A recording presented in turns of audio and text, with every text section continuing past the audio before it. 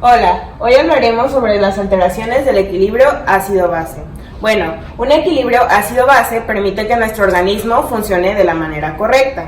Para esto necesitamos saber que un ácido es aquel átomo de hidrógeno capaz de liberar iones H y una base es aquella molécula capaz de recibir iones H. Bueno, un valor que nos determina que hay un equilibrio entre los ácidos y las bases es el pH. Y el pH normal es de 7.4. Un pH es inversamente proporcional a la cantidad de hidrógeno en el organismo y el hidrógeno normal en el cuerpo debería de ser 40 miliequivalentes por litro.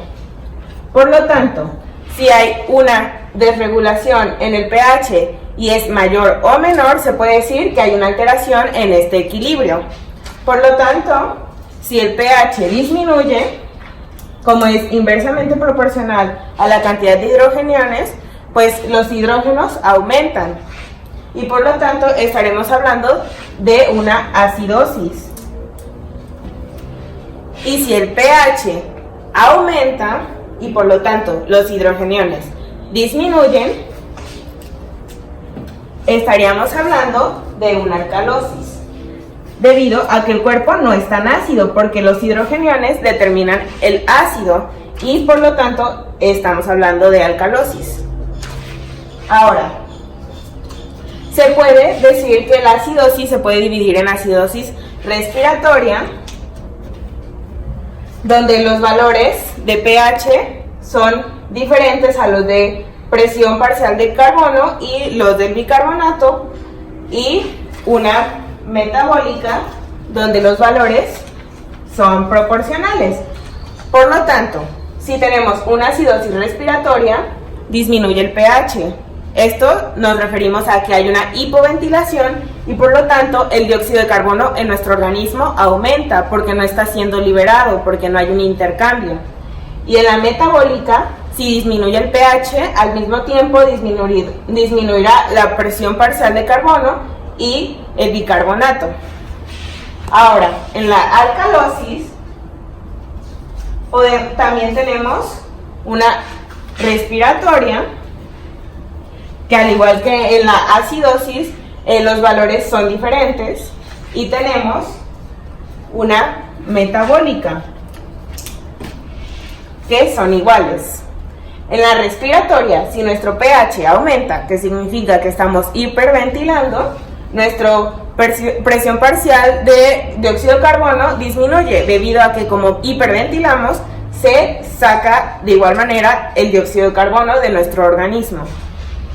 Y en la metabólica, pues si tenemos más pH, al igual el dióxido de carbono aumentará como el bicarbonato. Ahora, es esencial saber que para que esto tenga un equilibrio y regrese a pues su función normal, o sea, a un equilibrio ácido-base, tienen compensaciones mediante el organismo. Una, la respiratoria, la acidosis respiratoria, tiene una compensación renal para regresarnos al pH de 7.4, y la metabólica tiene una compensación respiratoria mediante el aparato respiratorio. Y al igual, en la acidosis, en una alcalosis respiratoria tenemos una compensación renal, y en una metabólica tenemos una compensación respiratoria. Ahora, como siempre se busca mantener este equilibrio, el organismo medía la ingestión de hidrógeno y la excreción de este mediante ciertos mecanismos reguladores. Estos mecanismos son los líquidos orgánicos, la regulación respiratoria y el control renal, que como vimos aquí arriba, pues cada tipo de desequilibrio ácido-base pues se va a compensar con alguno de estos mecanismos.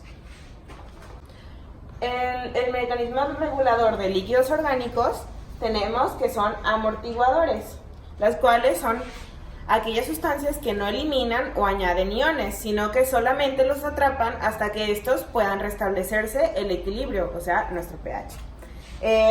Y los amortiguadores siguen un principio isohídrico que dice que, pues, al mismo tiempo que cambie la cantidad de hidrógeno, cambiará el sistema de amortiguadores.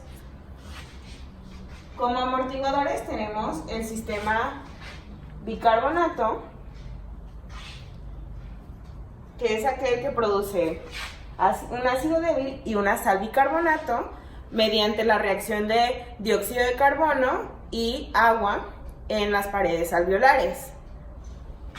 También tenemos el sistema fosfato, que es muy importante y se encuentra en los túbulos renales.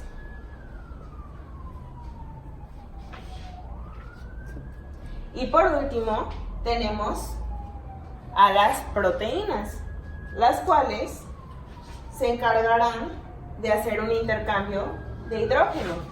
Como ya sabemos, no eliminarán hidrógeno, sino que lo retendrán, y las proteínas lo que hacen es intercambiar hidrógeno con iones unidos a proteínas para mantener la neutralidad eléctrica. Ahora, en la regulación respiratoria vamos a poder regresar a su normalidad a los trastornos metabólicos, que puede ser acidosis metabólica o alcalosis metabólica. Esto lo podremos lograr porque cuando nosotros experimentamos procesos metabólicos, estos producen dióxido de carbono continuamente, el cual se va a la sangre y llega a los alvéolos, donde se piensa ser eliminado. Por lo mismo, algo metabólico puede ser eliminado, puede ser regulado mediante la respiración. Y por lo tanto, si nosotros tenemos un valor de hidrogeniones alto, que vendría siendo una acidosis metabólica, el organismo va a hacer que haya una mayor ventilación y por lo tanto disminuirá la presión de dióxido de carbono, porque al tener una mayor ventilación se podrá sacar el dióxido de carbono por medio de la exhalación. Y si tenemos una cantidad de hidrogeniones baja, que puede ser una alcalosis metabólica, nuestro organismo hará que nosotros tengamos menos ventilación y por lo tanto conservemos más dióxido de carbono. Y esto hará que regresemos a nuestro equilibrio. Ahora, el último mecanismo que tenemos es el control renal y es el que toma más tiempo. Este controlará el equilibrio mediante una excreción de orina básica o orina ácida, mediante el túbulo proximal, que originará una secreción de hidrógeno, una reabsorción de bicarbonato o nuevo bicarbonato. Ok, entonces si nosotros presentamos una alcalosis respiratoria, se buscará aumentar el bicarbonato en la orina y tener más hidrógeno para hacerlo un poco más ácido y llegar al equilibrio. Y si tenemos una acidosis respiratoria, se buscará aumentar la cantidad de hidrógeno en la orina para poder reabsorber más bicarbonato.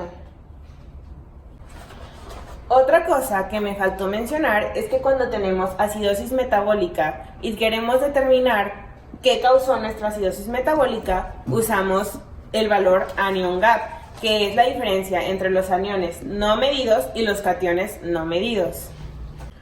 Por lo tanto, si tenemos cloro alto y bicarbonato bajo, estamos hablando de una hipercloremia, o sea, una acidosis con un anion gap normal, o sea, una acidosis hiperclorémica.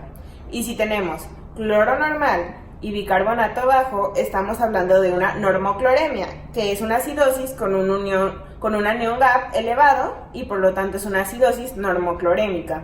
Ahora, como conclusión, sabemos que nuestro cuerpo tiene que mantener un pH de 7.4 y si hay una diferencia de este valor que hace que esté más elevado o más disminuido, nuestro cuerpo buscará distintos mecanismos para regresar a la normalidad. Por mi parte es todo, espero que les haya gustado el video.